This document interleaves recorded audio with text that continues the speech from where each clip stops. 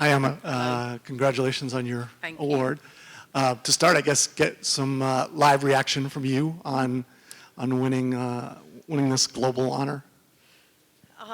Yeah, I think you ask any coach this question, and more often than not, I think would say the same things. Like, the thing we love the most is being part of a team. So the individual honours piece for me is the least interesting part of it. I love the team awards and winning gold medals or winning WSL championships.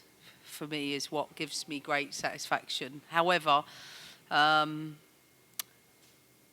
we are only as good as our players, and I've been fortunate enough to coach some wonderful players both at Chelsea and here with the national team that allows the team to be able to compete at the level that they do, and for that I'm really, really thankful. And as I mentioned to the players yesterday, I'm really thankful for the people that have been part of my journey, whether that be Denise, who I've worked with for many years, to Stuart Searle, been with me for 10 years, and everybody that's been in that journey getting to this point. It's a huge honour for me and my family, and it's a beautiful trophy, and one that I'll proudly display at home.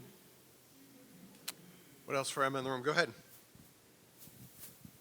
Coach, just to kind of piggyback off of that just a little bit, you mentioned that being, part of a team and having a successful team is more important than individual awards, but do you find that those individual awards are just a little bit more enjoyable when you are part of a very successful gold medal winning team? I said it to the players yesterday. I've been blessed with the two teams that I've been working for in this last calendar year. Chelsea, as we all know, has been such a family to me, but to then come and find another family in the US has been so uplifting, and this group has really allowed me to be myself, and I think take all of my coaching experiences over a number of years and put it into an environment that's already used to winning and has been successful. I think it's been a really, really good professional year for me, and one where I'm so grateful, but also so proud of the players, whether it be Alyssa, the triple espresso, Lindsay. We had 4 players in the top 10. That's a great honour. Yes, we could sit here all day and say Naomi Gurma should be there, because she should. So for that reason, we're still not getting all of those things right in the women's game, but recognising the talent of our players on the world stage is something that I know our players are extremely proud of. So really good all round for us. Back to Steve.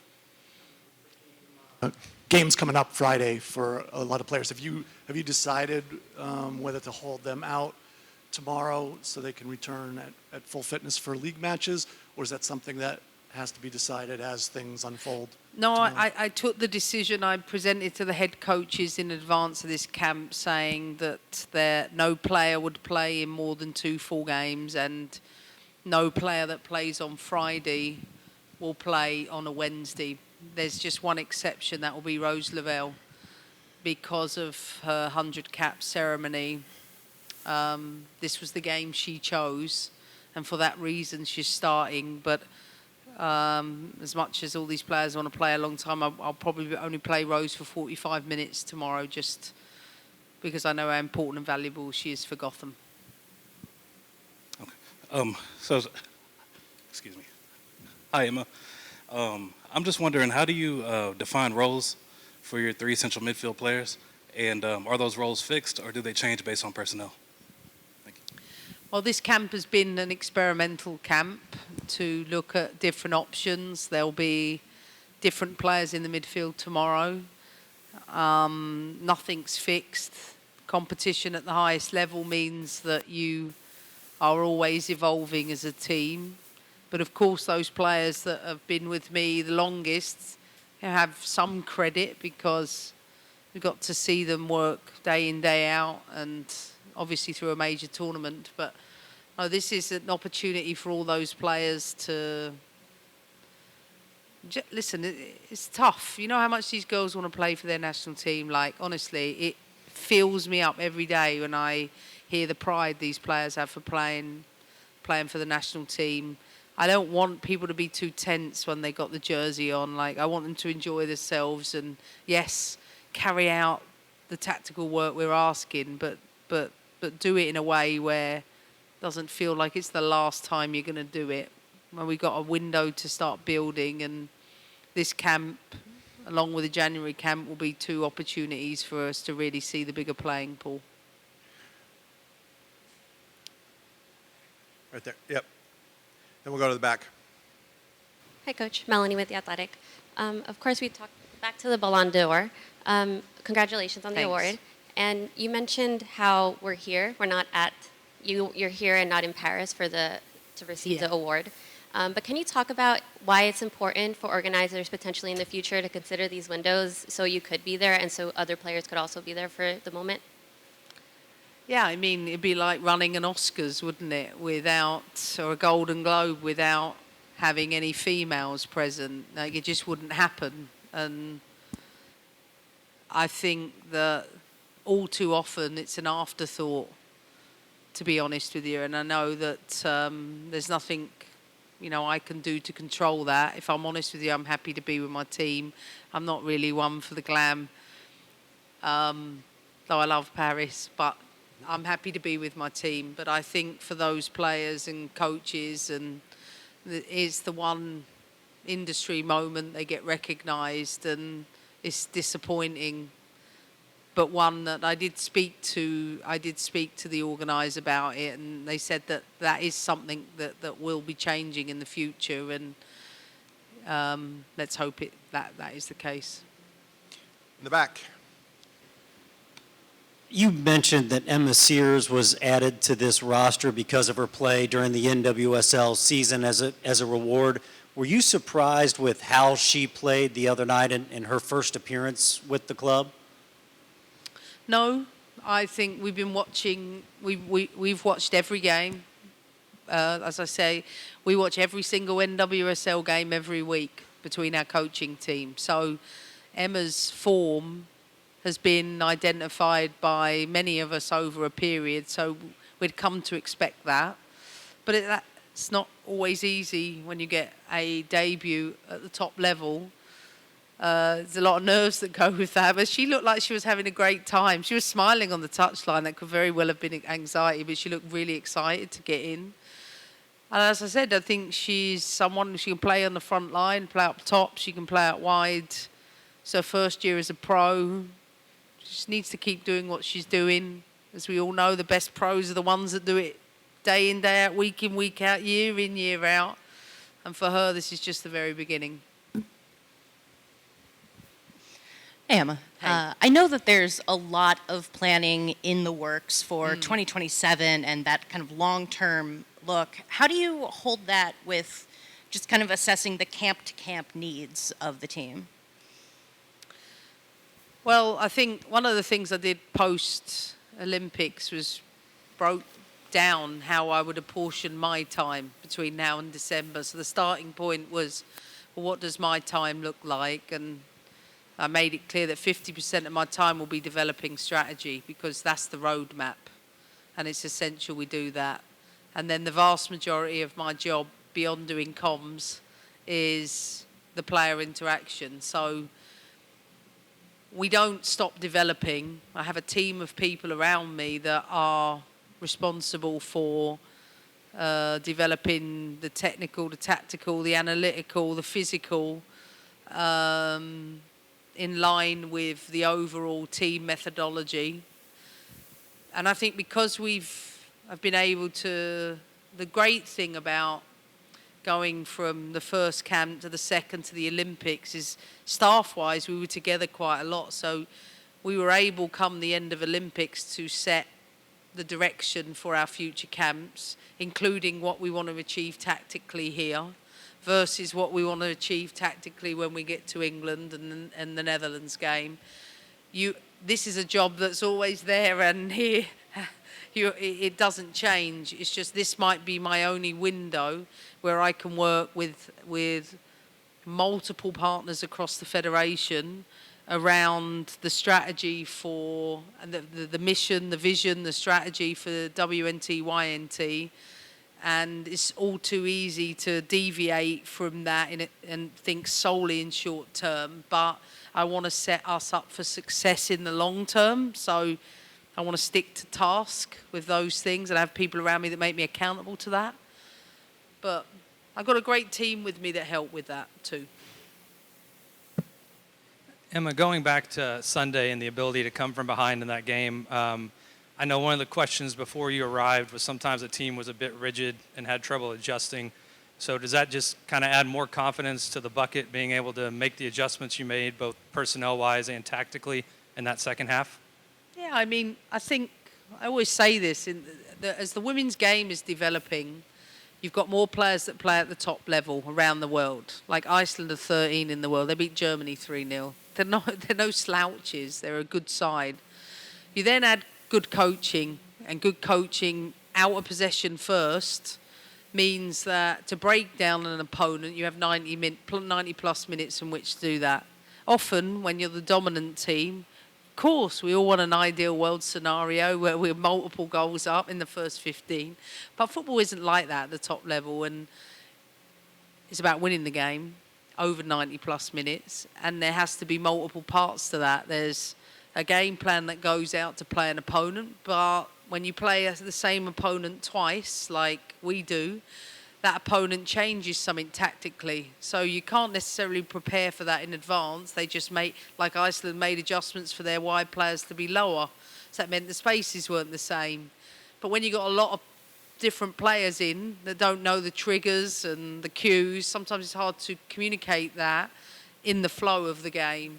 So we had maybe one tactical adjustment in the first half with Corbin coming a little bit lower to get on the ball. But then second half changed again, not just with personnel, but with tactics. And something Denise and I really wanted to do, but we don't like to overload all at once. It's just bit by bit. So we've learned that we can go man for man out of possession and play a 3-5-2 at the same time, an aggressive way to play. But you still need players to be able to execute that. And that's why, for me, the one thing that I've noticed from the player feedback is they have great belief in we can come from behind. And when we went 1-0 down, if you'd sat next to me, I said, oh, this is good. I like this. I want this opportunity for us. I want to see who we are under pressure. And real credit, not just to the players, but I thought Lindsay came on, went up a notch from the bench. All the players came on and showed that we can win different ways, and that's critical. Emma Sears coming into the camp and the interactions you had with Louisville's coaching staff and what they told you about her, some of the things that you can only see as a coach when you have a player in training, in practice. Do you see some of those things that they mentioned popping up over the past week or so? I always look for habits. I want to see who they are when they arrive at the ground. Are they busy nattering the whole time, or are they switched on to their prehabs? Where are they in preparation for training? Where are their brains? How are they in their interactions in the meetings? How are they fueling? Are they top athletes where they understand what that looks like? And everything I've seen from her in her habits have been first class, even for a first-year pro. Now, granted, it's, as I say, experienced players never get the credit you really deserve at the top level, because to keep doing it again and again and again and again, that's the hardest thing to do in top level sports. But Emma has, I think, come into the group, showed great humility. It's not just hard work. Like I said, I think it's great habits, and that's something I really look for. And I can see when she's warming up how serious she is about her warm-up, so she's ready to come on. It's not just physically, it's emotionally and mentally. They're very mature. But her coach, Bev, I know really well, was really singing her praises about how coachable she really is, and I can see that even in a short amount of time. Steve, go ahead. And with this program, this team's always been transcended soccer. It's been about cultural and political and ethical issues. Yeah. There's an election coming up, and I was wondering, has the election been a topic of discussion among the group for you as someone who's not a voting citizen, but certainly has spent a lot of time in America? Yeah. What's it been like during this camp?